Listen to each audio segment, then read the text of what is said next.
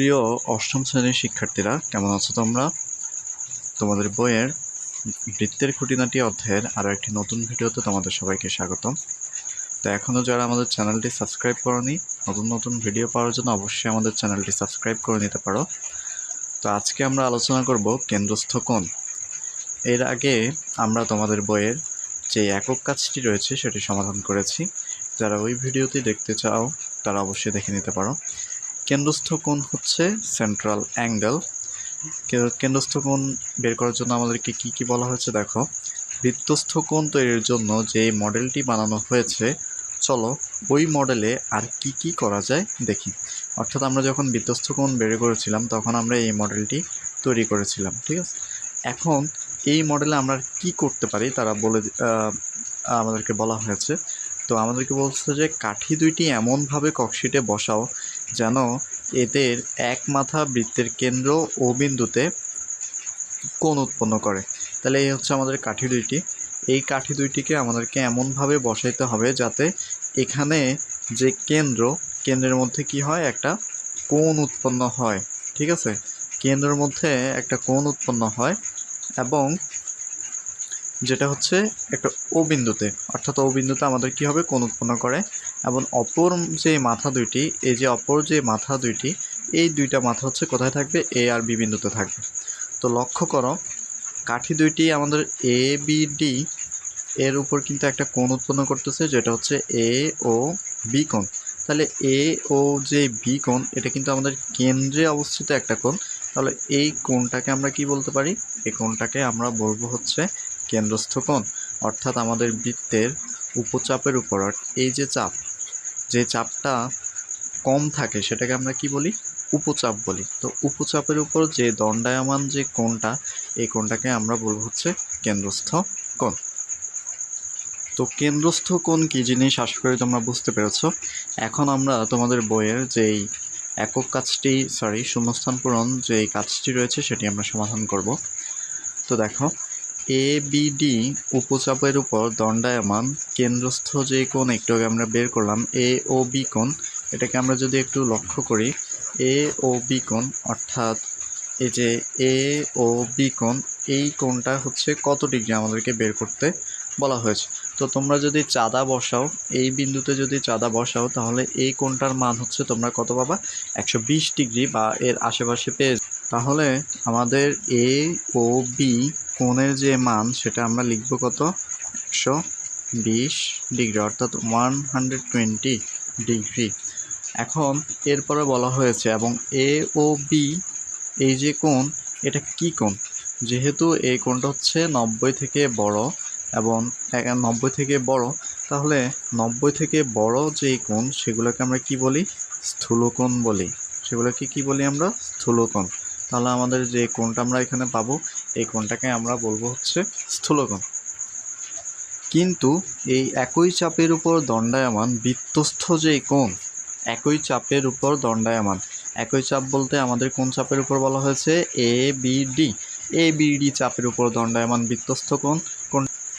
এ হচ্ছে আমাদের A B D, এই যে চাপ, এই চাপের উপর দণ্ডায়মান বৃত্তস্থ কোণ হচ্ছে আমাদের এ সি বি কোণ। তো এ সি বি কোণের মান কত, এটা আমাদেরকে বের করতে হবে। তো এই কোণটা হচ্ছে আমাদের কেন্দ্রস্থ যে কোণ, কেন্দ্রস্থ কোণের অর্ধেক। অর্থাৎ এখানে আমরা যে কোণটা পাবো, এটা হচ্ছে আমাদের কেন্দ্রস্থ কোণের অর্ধেক। অর্থাৎ এই সি বিন্দুতে যে কোণটি উৎপন্ন হয়েছে, অর্থাৎ এ বি এবং ডি কোণের যে বৃত্তস্থ কোণ, এই যে এখানে লেখা আছে এ বি ডি চাপের উপর দণ্ডায়মান বৃত্তস্থ কোণ, এই কোণটা হবে আমাদের কেন্দ্রস্থ কোণের অর্ধেক। অর্থাৎ এই কোণটাকে যদি আমরা চাঁদা বসে পরিমাপ করি, এই কোণটাকে আমরা কত পাবো? 120, এর অর্ধেক হচ্ছে 60 ডিগ্রি। তাহলে এখানে আমরা কত লিখব? এখানে আমরা লিখব যে 60 ডিগ্রি। তাহলে একটি ছবি, একটি ড্যাশের পরিমাণ, এখানে আমরা কোণটা লিখব, সেটা হচ্ছে এ সি বি কোণ। এটা হচ্ছে আমাদের এ সি বি কোণ। এই কোণের পরিমাণ কত ডিগ্রি বের করলাম? এই কোণের পরিমাণ আমরা পেলাম 60 ডিগ্রি। তো যেহেতু 60 ডিগ্রি 90 ডিগ্রি থেকে ছোট, তাহলে সেটাকে আমরা কি বলবো? সূক্ষ্মকোণ বলবো। তাহলে এখানে আমরা কি লিখব? সূক্ষ্মকোণ। তাহলে এটা কি সূক্ষ্মকোণ হবে না স্থূলকোণ হবে না প্রবৃদ্ধ কোণ হবে? প্রবৃদ্ধ কোণকে একটু পরেই আমরা শিখব, এটা হচ্ছে আমাদের সূক্ষ্মকোণ। তো ক নম্বরটা সমাধান করা আমাদের শেষ। এরপরে তোমরা খ নম্বরটা দেখো। এবার এবিডি উপচাপের উপর দণ্ডায়মান কেন্দ্রস্থ ও বৃত্তস্থ কোণ দুটি পর্যবেক্ষণ করে কি পেলে? কেন্দ্রস্থ কোণ বৃত্তস্থ কোণের ড্যাশ অথবা বৃত্তস্থ কোণ কেন্দ্রস্থ কোণের কি ড্যাশ।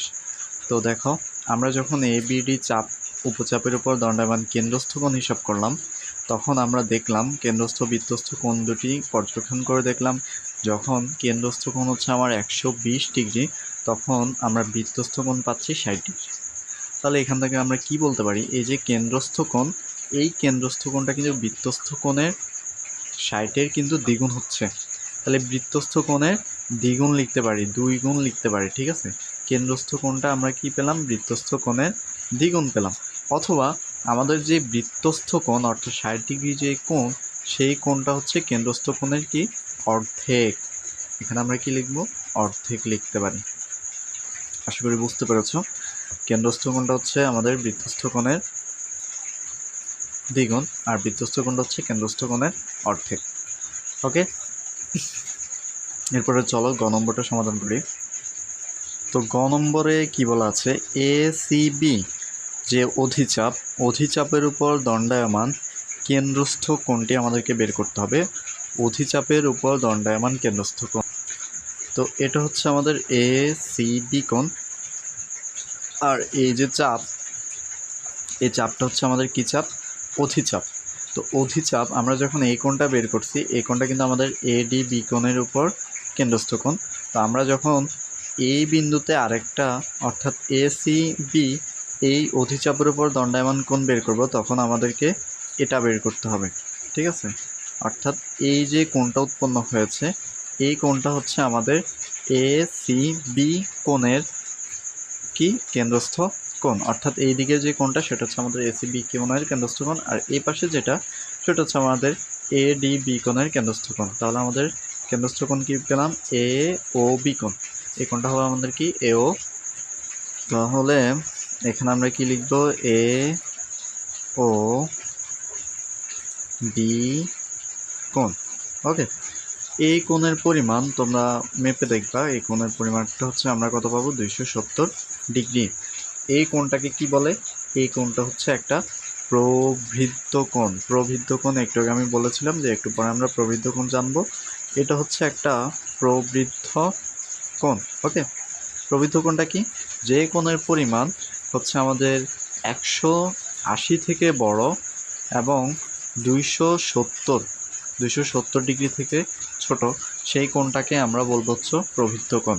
180 থেকে বড়, 270 থেকে ছোট, এটা হবে 240 ডিগ্রি, 270 থেকে ছোট, সেই কোণটাকে আমরা কি বলবো, প্রবৃদ্ধ কোণ বলবো। আশা করি বুঝতে পেরেছো। কিন্তু এই একই চাপের উপর দণ্ডায়মান বৃত্তস্থ যেই কোণ, সেটা আমরা কত পেলাম, সেটা একই চাপের উপর দণ্ডায়মান বৃত্তস্থ কোণটা কোনটা। তো দেখো আমাদের চাপটা কি ছিল, আমাদের চাপ ছিল এ সি বি কোণ। এসি বি কোণের কেন্দ্রস্থ কোণ পেলাম আমরা এ ও বি কোণ। আর বৃত্তস্থ কোণ কোনটা, এই যে এই চাপের উপর দণ্ডায়মান বৃত্তস্থ কোণ হচ্ছে আমাদের এটা, অর্থাৎ এ ও বি কোণ। তাহলে আমাদের এসিবি এর চাপের উপর দণ্ডায়মান বৃত্তস্থ কোণ হচ্ছে এডিবি। এই যে দেখো এসিবি চাপের উপর দণ্ডায়মান বৃত্তস্থ কোণ এডিবি কোণ। তার মানে আমাদের এখানে আমরা কি লিখব, বৃত্তস্থ কোণটা কি পেলাম, এডিবি কোণ। এডিবি কোণ এর পরিমাণ হচ্ছে আমাদের 120 ডিগ্রি, অর্থাৎ আমাদের কেন্দ্রস্থ কোণের যে সমান। তাহলে 120 ডিগ্রি যে কোণ, সেটাকে আমরা কি বলতে পারি, সেইটাকে আমরা বলতে পারি সূক্ষ্মকোণ, স্থূলকোণ। কারণ 90 ডিগ্রি থেকে যখন বড় হবে তখন সেই কোণগুলোকে আমরা কি বলবো, স্থূলকোণ বলবো। তো এখন আমাদেরকে প্রশ্ন করা হয়েছে যে পর্যবেক্ষণ করে দেখো এসিবি যে অধিচাপের উপর দণ্ডায়মান কেন্দ্রস্থ কোণ বৃত্তস্থ কোণের কি হয়। এই যে আমরা কেন্দ্রস্থ কোণ পেলাম হচ্ছে এসিবি, যখন এসিবি এর কেন্দ্রস্থ কোণটা কত পেলাম আমরা, 240, আবার এসিবি এর উপর বৃত্তস্থ যে কোণ সেটা পেলাম আমরা 120। তাহলে 120-এর দ্বিগুণ কিন্তু হচ্ছে 240।